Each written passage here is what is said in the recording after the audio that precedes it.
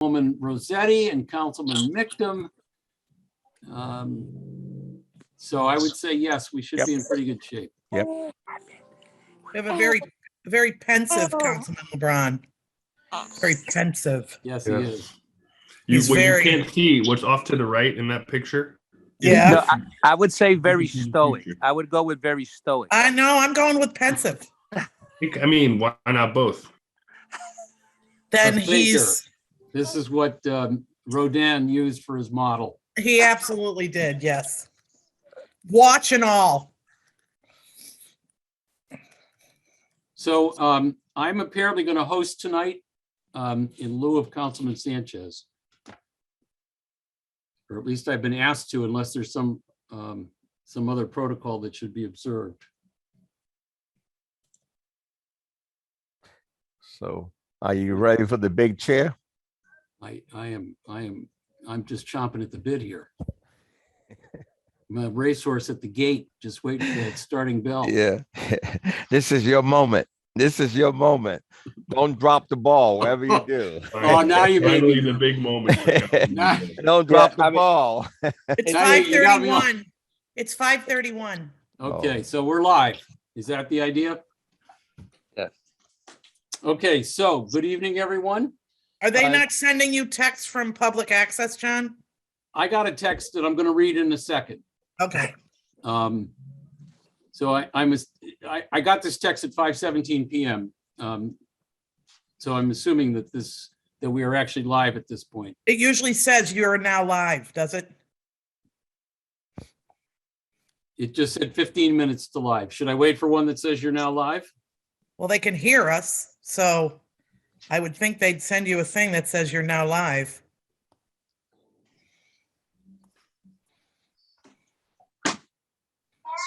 Because they have for every meeting I've done for the last 2 years. Okay. I'm logged on now. You're live now. It's just there's a delay. Yeah, no, they usually tell you right away when you're live. Yeah, so now you're live. All right. Okay, so good evening, everyone. This is, well, actually, they just texted me and said 10 minutes to live. Nope, never mind.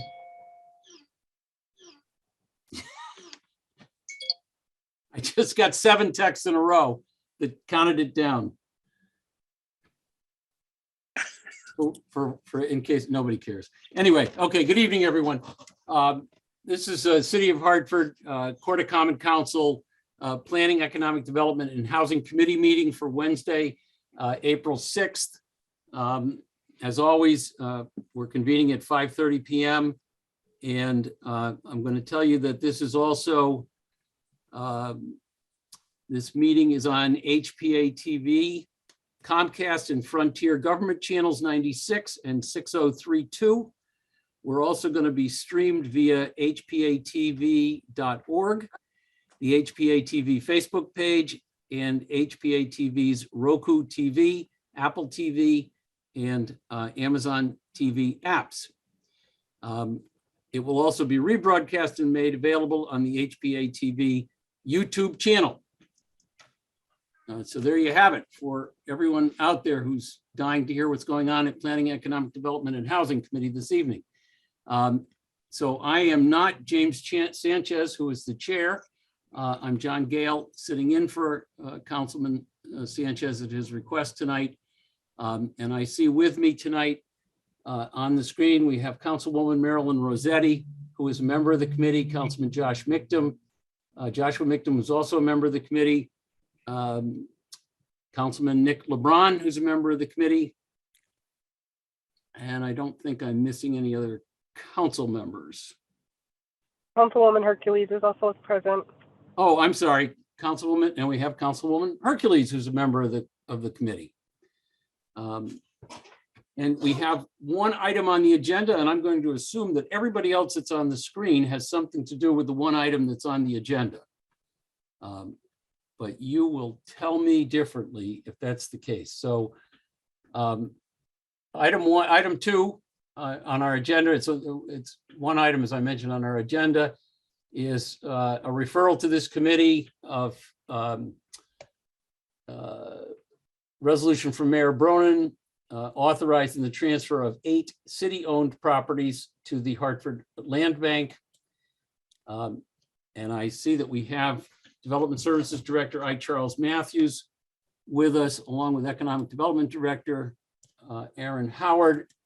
And so I assume between the two of you, one of you is going to take the lead, and I'll pass it off to whoever at this point. Well, let me jump in. You all may know, as it relates to the land bank, DDS have been making every effort to scrub our 200 or so parcels of property to see what we can give to the land bank in a timely fashion.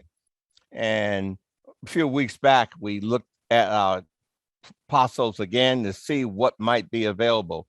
And let me point out again to council members, of the 200 or so parcels we have in the city inventory, about 170 of them are vacant lots. And while the land bank may want a few vacant lots, they don't want all those. So we're trying to find parcels with structures on it. So in going through the parcels inventory of 200, we discovered maybe 8 that we think we might have been able to send to the land bank. Since that time, we have done some additional research, and we'll now recommend to the council committee that we still feel very good about sending 5 to the land bank and having you recommend those to council for further action. But at least 3 of them, we may want to suggest to the council committee that you amend the resolution before you and delete the property on Webster Street, Benton Street, and Dot Street. The Webster Street property and the Dot Street property are in fact occupied by tenants who, from all appearances, do not want to leave. So from the city point of view, we do not want to refer properties to the land bank that may in fact be occupied by tenants. We need to work with Corp Council to see what we can do to have those properties vacated before we refer them to the land bank. The other issue we have with the Webster Street property that we just found out about as we conducted our research, it appears that George Fuller, you may not know George Fuller, but he was the president and CEO of the Fuller Brush Company that was located at 3580 Main Street. Everything comes back, and come to find out that property ought to have received a historic designation. It does not. It does not have one at this time, but my understanding, the folks at P&Z, which have to pass the 824 review, will move that property be designated as a historic property, and we'll need some time to do that. So that's where we are now. We feel very comfortable in DDS recommending to the committee that you refer 5 parcels to council for its consideration, but we amend the current resolution to delete Webster Street, Dot Street, and Benton Street at this time.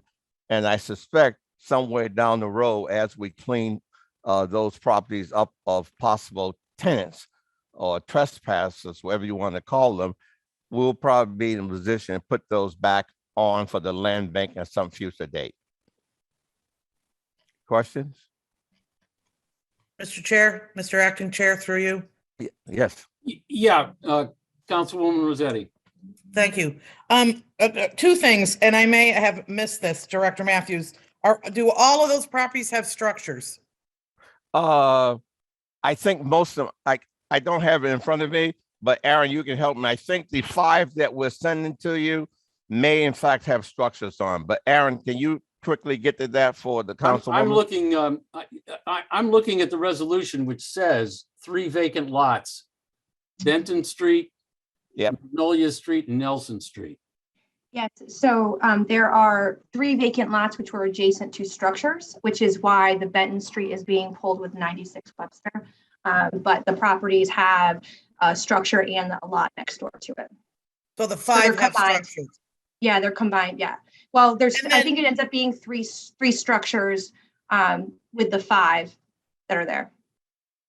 And again, through you, Mr. Chair, Director Matthews, you said at the beginning, and I can't quote you because I don't remember what I did a second ago. Something about, how many you had, and certainly the land bank wouldn't want all of those.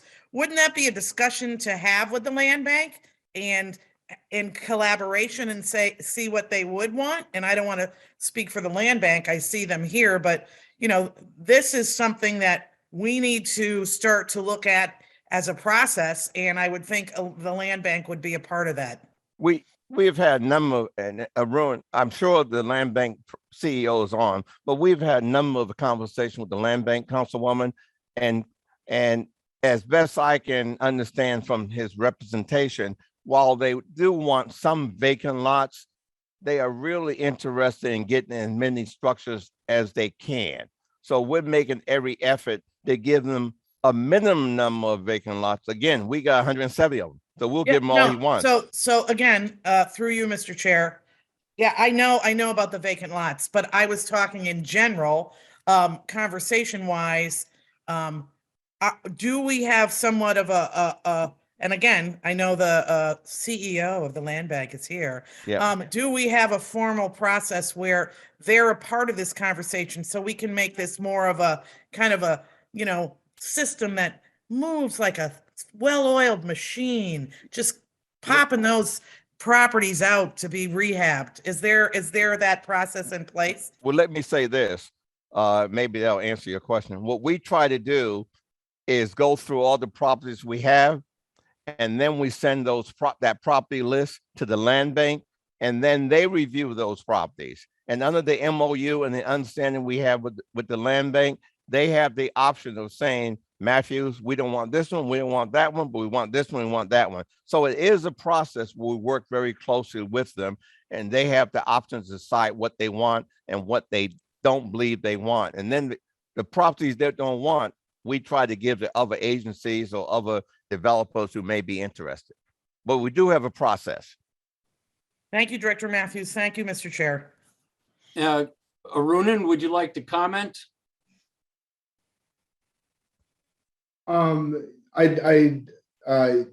Is there anything specific, Mr. Chair, that we are excited generally to have more properties coming through the land bank.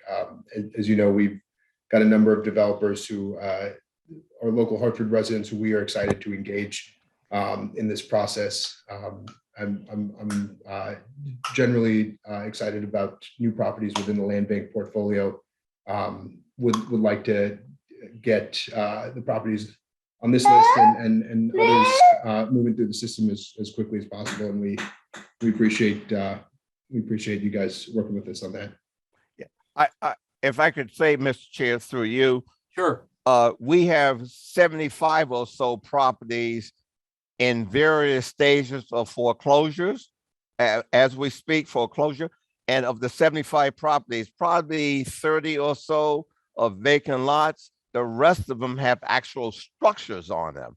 So we're hopeful that over the course of the next 2 to 3 months, as we get more and more pieces coming in, many of those parcels with structures will go to the land bank. So I think as we move towards the future, the next 3, 4, 5 months, there will be more parcels that we'll be able to send to the land bank with structures. Right now, we don't have those in our inventory that would be of interest, I believe, to the land bank. All right, thank you. Before I call on any other council members, just let me note that Assistant Corp Counsel Richard Basallo has joined us. And I take it, Peter Bryanton, you're with planning? He's BDS. And Yahira is on here as well. In what capacity? Yahira is with the land bank. With the land bank. Excellent. Yeah. Okay. If I might say, Mr. Chair, Ruin, that's a great looking kid there. Thank you. You know? I apologize. No, My no. wife is on her way back from taking the girls to ballet, so Yeah, I'll no, get to that's leave good. in a few minutes, but doing double duty right now. All right. Okay, that's good. Councilman LeBron. Yes, thank you. And through you, Mr. Chair. I guess the question is, and I know, Director, we've spoken, so I'm happy that this is happening for the land bank. I'm happy that they're moving forward. I think we all want the same desires. The question that I'm circling back to is the objectivity in terms of how are we looking to remove the subjectivity to bring parcels to the land bank and move towards, maybe I'm saying the same thing as Councilwoman Rossetti, and move towards more objective measures on how to disseminate them to the land bank. And I realize this is probably a work in progress, and maybe we're building the plane as we're flying, but there seems to be still subjectivity in terms of what we're going to provide them. I don't know who would answer that question, if it's a combination of both the land bank and excuse me, development services. Let me answer this way, and certainly the land bank can respond. I think the process is pretty transparent. We have approximately 200 parcels. It's open. The land bank folks have the opportunity to look at all those 200 parcels, and they will see what I already know, that most of those parcels are vacant lots. And I think, in all fairness to the land bank, I wouldn't want a ton of vacant lots either. I would want actual structures. So I think we have a better chance to work with the land bank as we move these 75 parcels we have in foreclosure. You may know we have both in the Corporation Counsel office a lawyer working on foreclosure and blighted properties, and we have outside counsel working on foreclosures and blighted property. So we think in that pipeline, over the course of the next 3 to 12 months, will be a number of parcels with structures that will quickly go to the land bank. So I think you're right. To some degree, it's all new and we're working these things out, but I think we're as transparent as we can be. And I'll say you, and the CEO can speak for himself, he's right on top of looking at what we have. And from what I have seen of him, if he thinks we have a parcel that should be gone to the land bank, believe me, he will speak up. And we're not trying to hold anything back. We're trying to give him as much as we can that makes sense. And he's involved in that process. Yes. Director, I just want to apologize. In no intents and purposes was I saying that it wasn't transparent. That's I know that we all operate under the best possible circumstances of transparency, and that's what we all try to do. So I just want to just make sure that wasn't part of what I was asking, is just building the system to head in a direction that we can head towards objective measures as best as possible. Yep. Thank you, though. Thank you for answering the question.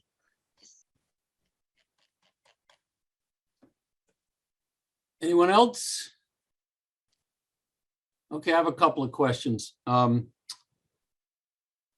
You indicated, well, let me say the resolution says, and I didn't look at the maps and cards, but the resolution says that 185 Benton Street is a vacant lot. It's a parking lot, Mr. Chair, directly in back of the Webster Street property. It's attached to the Webster Street property. Okay, because you also indicated that Benton was occupied, but a vacant lot, it's not occupied, it's just adjacent to a property that is occupied. Yeah, Benton Street is only occupied by a truck right now. Okay. But yeah. And we're trying to find a way to remove the truck, just so you know. But Benton Street is the parking lot for the Webster Street property. So they should go together. They should go together. Got it. The other thing, I didn't quite understand what George Fuller's connection was to 96 Webster Street. Was he born there, or what's the deal? He used to live there, as I understand. Aaron, you have more information? This is all new to me until about a day ago. I do not, Charles, I just let you know that it was owned by George Mr. Fuller. George Fuller, and that it has some historic significance, and that we need to try to protect that historic significance of that property. And as you know, Mr. Chair, when the P&Z committee do their 824 review, they look at the historical significance of properties, and we're led to believe that they're thinking that we should put a historical designation on that property. We'll know more when they meet. I believe they meet sometime next week, Aaron. So we just need a little time to sort all this stuff out. That's why we're recommending that we pull that item from the resolution. Understood. And I'm looking, I pulled up the picture of it, and it has aspects of Victorian Hartford to it, with a little turret, a roof with a lot of gingerbread around it. So it certainly looks very historic from the picture that I can tell, that I can see. Okay, well, thank you very much for those clarifications. Any other council members have any other questions at this point? If not, I would entertain a motion to send this back to council amended to remove the Webster Street, Benton Street, and Dart Street. Oh, Director Howard, you.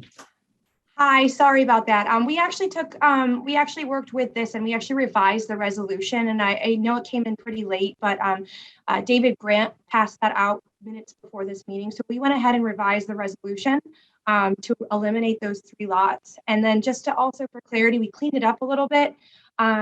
We wanted to make sure that this resolution reflected the MOU. We have not executed the MOU with the land bank from the last council resolution, but we're going to make this consistent with the MOU. And we also just put a timeline in for when they enter into a conveyance and when they are to actually take title to the property once that conveyance agreement is in place. So I believe you all may have an email with those proposed changes. Well, let me take a look.